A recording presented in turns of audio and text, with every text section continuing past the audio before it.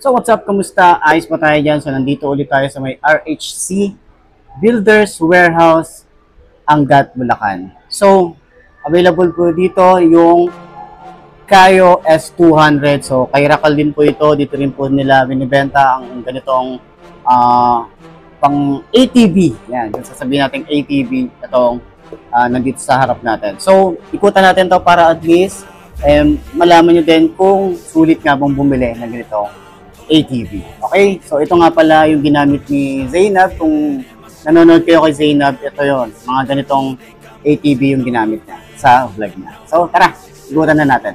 Let's go. Hunger inside of me, violently scratching and clawing. The scars multiplying. I need something more in this life. It ain't finding me. Fuck it, I'm done being silent. You see, I need purpose. A reason to think that it's all fucking worth it. A reason to wake up and live in this circus. A reason to fight all my visceral urges.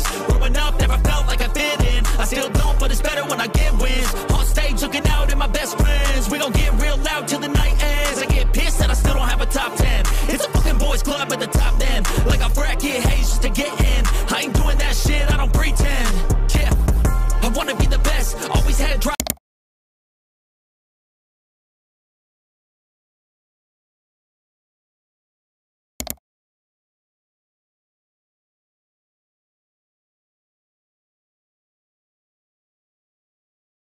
So, yun na nga, itong ATV na to, no? Hindi ko alam kung ATV rin ba tawag dito or 4 wheels. Kasi naka 4 wheels talaga to.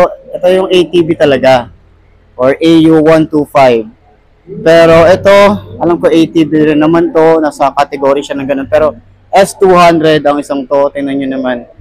Naalala ko nga, no? Nabanggit din ni Madam dito sa may Rakal na yung staff nila rito na ito nga, ganito nga yung ginamit ni Zainab sa vlog niya. Ito yun, ito yun, okay? So, makikita natin dito. Meron din tayong roof dito, pero wala siyang windshield dito, Huwag niyo expect na meron siyang windshield. Okay, may reflector. Okay, yung ano natin dito, manibela, ganyan, okay? So, meron tayo rito reverse, neutral, and drive. Ayan. So, parang automatic lang din naman ang itsura niya. So, ito yung front. Meron tayong Kayo. Okay, naka-projected lamp naman tayo rito sa kanyang headlight. Meron din round style na daytime running light. And then may bumper na rin tayo rito. Then yung suspension, ganyan ang itsura niya. So naka-disc brake tayo rito sa harap. Yung gulong natin dito, U1 Ching. Tapos ang size dito ay 22 by 7 by 10. Ayan. So ganyan ang itsura niya. So sa likod din, same lang din. Yung ating upuan. Pang ano yun, no? pang karera talaga yung datingan So meron na rin tayo dito ang seat belt. Dalawa pwedeng sumakay dito. Kasi ito yung ating manibela. Meron din tayo rito sa side na dashboard natin dito, yung speedometer, tapos meron tayong select and set. Meron tayong kill switch dito, busina, ilaw, and then high and low. Ayan. So yung ano naman natin is brake and acceleration. Ayan. So, para dun sa mga aangkas, dito kayo hahawak or dun sa grills, okay, meron tayong hawakan dun. Ito naman yung pintuan, okay. So, paano ba binubuksan to? Hindi ko rin sure kung paano. Ayun, ito, ganyan. I-press nyo lang to. Ayan, i-press nyo lang. Yan. So, yun, yung itsura niya. So, i-press nyo lang yan. Ito yung upuan, may Kayo rin tayo rito. So, syempre, brand talaga ng Kayo to. Pero dito sila sa warehouse ng Rakal or mas kilala na RHC Builders Warehouse. Ayan. So, sa mga naghahanap din ng ganito, available din po yan dito. No? Marami po silang ganitong ATV. So, nandito naman yung ating gas tank. Okay, ganda nung chassis. No? Napaka-solid. No? Pag umuulan, syempre mababasa tayo kasi wala nga tayong windshield dito. Pero, ayan, since 1999, itong si Kayo, ayan, diba? Yung datingan natin dito. So, quick walk around lang naman kasi gusto ko lang din i-share dito or i-share sa inyo kung ano nga ba yung mga binibenta rito sa RHC, diba? Rakal yata yung R Malamang yan. Malamang na malamang talaga. So, ayan, yung itsura natin dito. So, naka-disc brake din pala dito sa likod. Yun na may suspension dito sa likod, oh. Ang ganda na suspension. Di ba? taillight natin dito. May reflector na rin tayo rito. May kayo. Okay, ito yung tambucho pala. Ayan yung tambucho. Tapos ayun yung makina. Ayun, nandito. Ito yung makina niya. Diba? Ang motorcycle din talaga yan, yung makina nila. Ayan, kayo. Diba? So, yan. Yan yung datingan natin. So, wala rin naman akong kaalam-alam dito, no? Pagdating sa mga ganitong ATV. Ayan. Gusto ko lang din naman i-share sa inyo para at least, di ba, mapakita natin sa inyo ano nga ba yung mga available pa rito. Di ba? Tulad na ito, meron silang ATV rin dito, or AU125, yung pinaka-specs niya. Yan, yan yung pinaka-specs. Okay. Tapos, si Racal nga din pala ay nagbebenta ng electric vehicle. Okay, meron din sila dito, mga electric vehicle.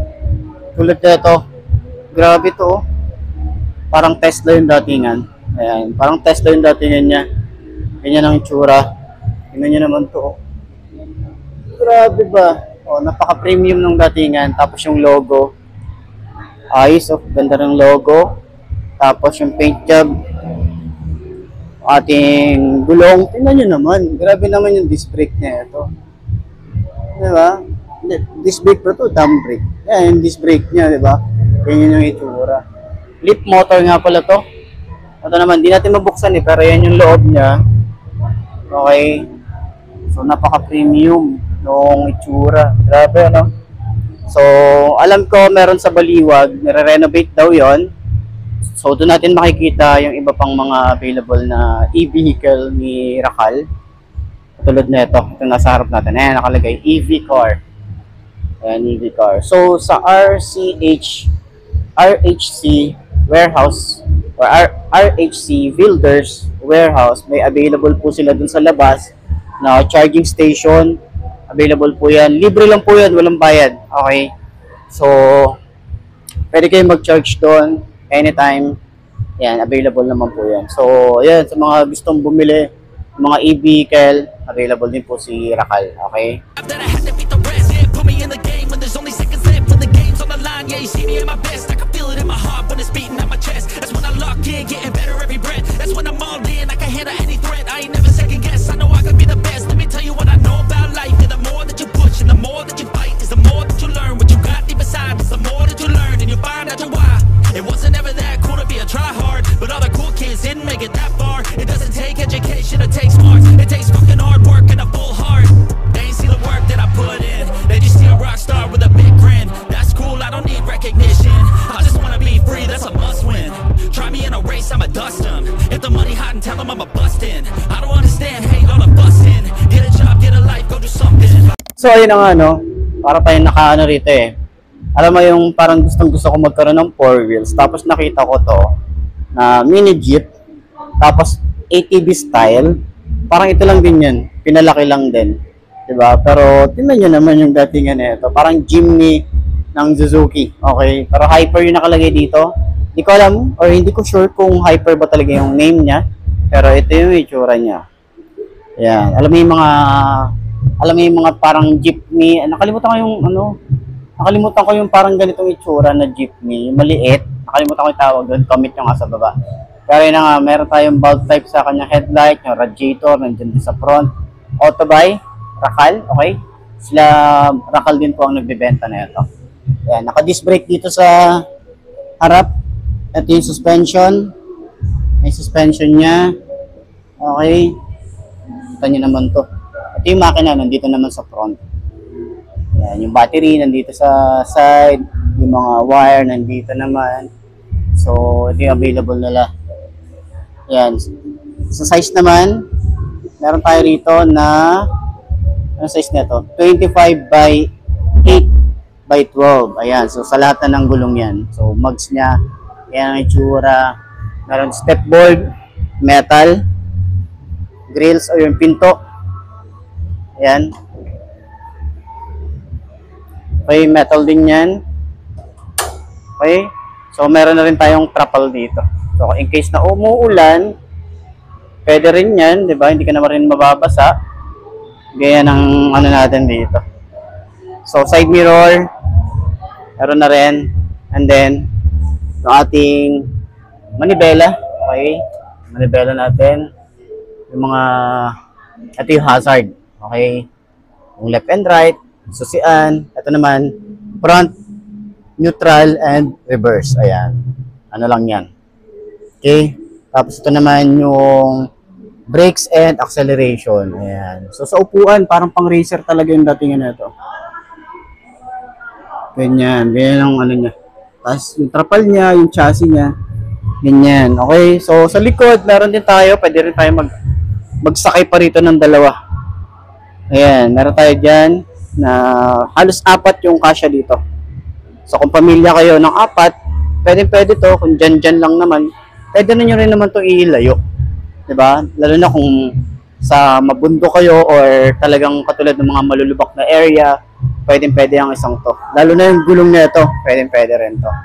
So, meron na rin siyang backup na tires, yung ating taillight dito, signal light, yan, park light, and yung ating taillight. Ayan. May bumper na rin tayo rito or yung metal. Grabe, no? Metal yan. Okay? So, yan yung itsura nung ating Hyper. Okay? Sa Racal din yan mabibili. Okay? So, yan. Ito yung mga available na unit nila rito. Suspension nga pala sa likod.